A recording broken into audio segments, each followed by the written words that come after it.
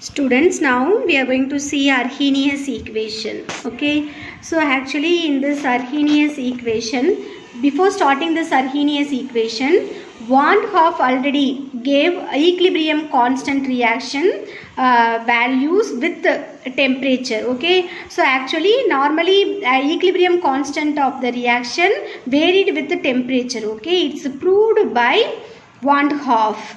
Okay, well, Arrhenius scientist also took the same concept, but he applied that concept in rate constant.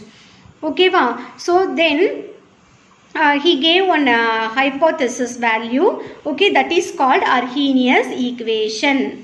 Okay, so in this Arrhenius equation, he gave some assumption values. Okay, well, wait. He gave some assumption values. First point, all the molecules of the system cannot take part in a chemical reaction. Okay, so நம்ம எடுத்துக்கிட்ட எல்லா மாலிகுல்ஸுமே நம்ம for example 100 gram நான் எடுத்திருக்கேன் அப்படின்னா அந்த 100 கிராமில் இருக்க எல்லா மாலிகுல்ஸுமே கெமிக்கல் ரியாக்ஷனில் இன்வால்வ் ஆகாது. That is first point. Okay, all the molecules of the system cannot take part in a chemical reaction. Second point, it is only a certain number of molecules which react. Okay, அதில் கொஞ்சம் molecules மட்டும்தான் react பண்ணும். These reacting molecules are known as active molecules. எதெல்லாம் react பண்ணுதோ அதெல்லாம் active molecules னு சொல்லுவோம். What are the molecules that do not take part in a reaction? No, that molecules are known as passive molecules. That is third point. Next, fourth point, there exists in equilibrium between passive and active molecules. So in the passive and active molecules நடுவுல ஒரு equilibrium present ஆயிருக்கும். Fifth point, when temperature is raised, the above equilibrium shift towards right. So இந்த நமக்கு சொல்லியிருக்க என்ன சொல்லியிருக்காங்கன்னா இந்த இதில் suppose if you are raising the temperature at the time the above equation the above equilibrium shift towards right, அதோட right side வந்துட்டு shift ஆகிக்கும் அப்படின்னு மீன் பண்ணுறாங்க. ஓகே, ஸோ இதுலேருந்து என்ன மீன் பண்ணுறாங்கன்னா thus increase in the rate of the reaction with rise of temperature. So நம்ம temperature increase பண்ண the active molecules நிறைய ஃபார்ம் ஆகும் அப்படின்றதா meaning. Okay, so increase in the rate of the reaction with rise of temperature is more due to increase in the number of active molecules than due to increase in the number of collision. So எவ்வளோ active molecules form ஆகுதோ அதை பொறுத்து தான் rate of the reaction இருக்கும்.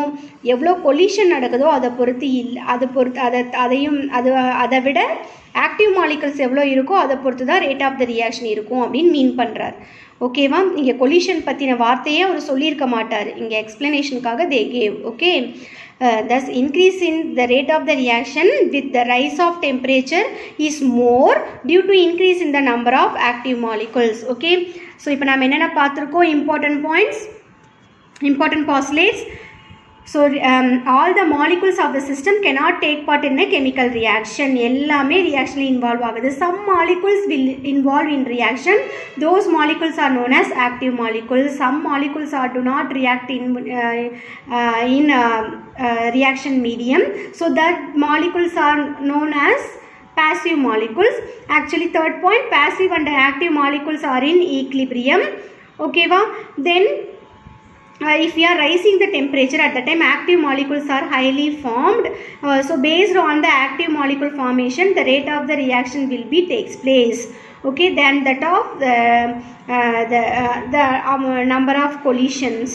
Okay, அடுத்தது derivation of Arrhenius equation. So based on those 5 assumptions he gave one equation that is d ln Kc divided by dt is equal to del E divided by RT square. He took this Van Hoff equation. Okay, this is equation number 1.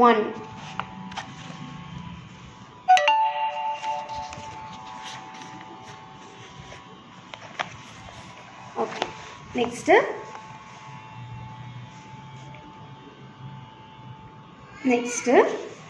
here We took Kc, no, so that is equilibrium constant value.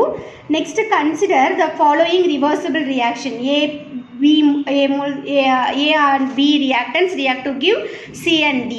We knew already rate of the forward reaction R1 is directly proportional to concentration of A and concentration of B. So removing this proportionality, we put this K1. Rate of backward reaction R2 is directly proportional to concentration of C and concentration of D.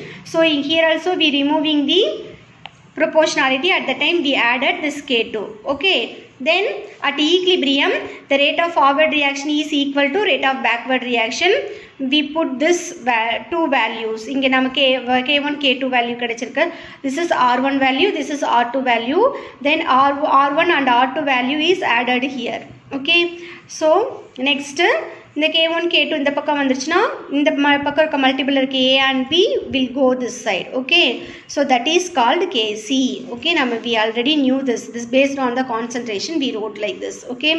So therefore 1/2 equation may be written as d ln k நம்ம சொல்லிருப்போம். அப்ப இங்க K1 K2 ன்னு ரெண்டு எடுத்துக்கறோம் இல்லையா? So அதனால d ln K1 K2 divided by dt is equal to del E divided by RT squared. This is equation number 3. Okay va? So next இது எப்படி எழுதலாம்? இதை change பண்ணி எழுதிக்கலாம் இல்லையா? d ln K1 divided by dt minus d ln K2 divided by dt is equal to del E divided by RT squared. இப்படி எழுதலாம். Okay. This is equation number 4. Next, this may be split into two equation. இந்த ரெண்டு ஈக்குவேஷனாக நம்ம எழுதுகிறோம் அப்படின்னா d ln K1 இந்த K2வை நம்ம 1 அப்படின்னு வச்சுக்கிறோம். ஓகே. இங்கே -1ன்னு போட்டு இந்த பக்கம் வந்தால் +1 ஆகிடுமா? அதே மாதிரி இதுக்கு போட்டோம்னா என்ன ஆகிடும்? அதே மாதிரி +1 ஆகிடுமா? ஸோ அந்த மாதிரி நம்ம போட்டு எழுதியிருப்போம் ரெண்டு ஈக்குவேஷனையும். ஏதாவது ஒரு வேல்யூவை 1 அப்படின்னு நம்ம எடுத்திருப்போம். Okay. So next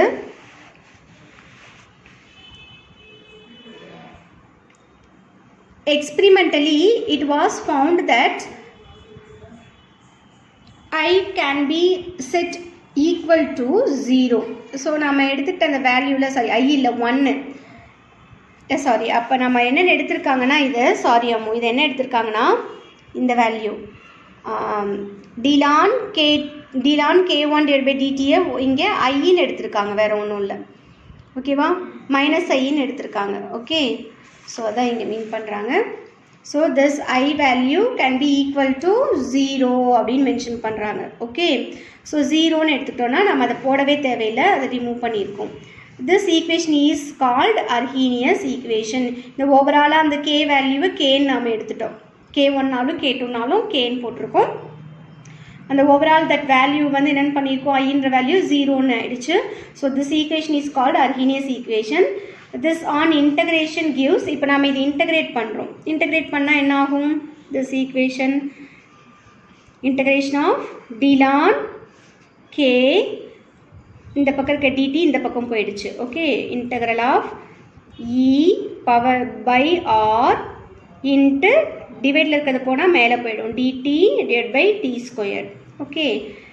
then integral of d ln k என்னன்னு ஆகிடும்? ln kன்னு ஆகிடும். is equal to the whole concept என்ன ஆகிடும்? minus e divided by r இந்த இடத்துல t அப்படின்னு ஆகிடும். t plus integral of dt divided by t square என்ன ஆகிடும்? tன்னு ஆகிடும். ஓகேவா? 1 divided by t நமக்கு கிடைக்கும். Okay. So minus e divided by r t plus constant. ஓகேவா? ஃபார்முலாவில் அப்ளை பண்ணும் போது let the constant is equal to ln a. So இப்போ ln a நம்ம எடுத்துக்கிறோம். ln k is equal to ln a minus இந்த கான்ஸ்டண்ட்டை நம்ம ln aன்னு எடுத்துக்கிறோம். ஓகேவா? ln a minus e divide by rt. எப்போவுமே பாசிட்டிவ் வேல்யூ தான் ஃபஸ்ட் எழுதுவோம், அந்த மாதிரி எழுதியிருக்கோம் மாற்றி. ஸோ லானை லாகாக சேஞ்ச் பண்ணி எழுதியிருக்கோம் இங்கே. ஓகே.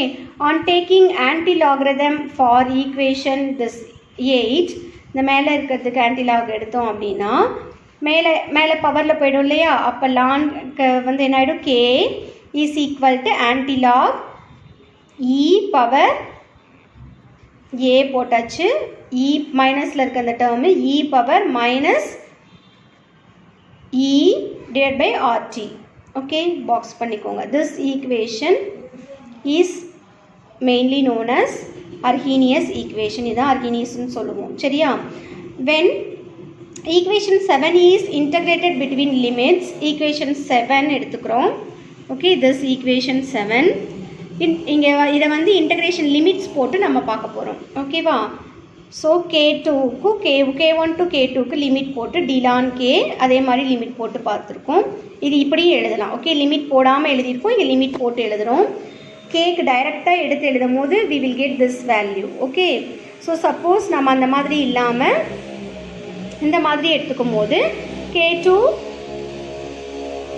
அப்போ என்ன ஆகிடும்? K2 integral of K1 to K2 d ln K is equal to integral of E by R dt divided by T squared. Okay, so இதில் என்ன இருக்குது?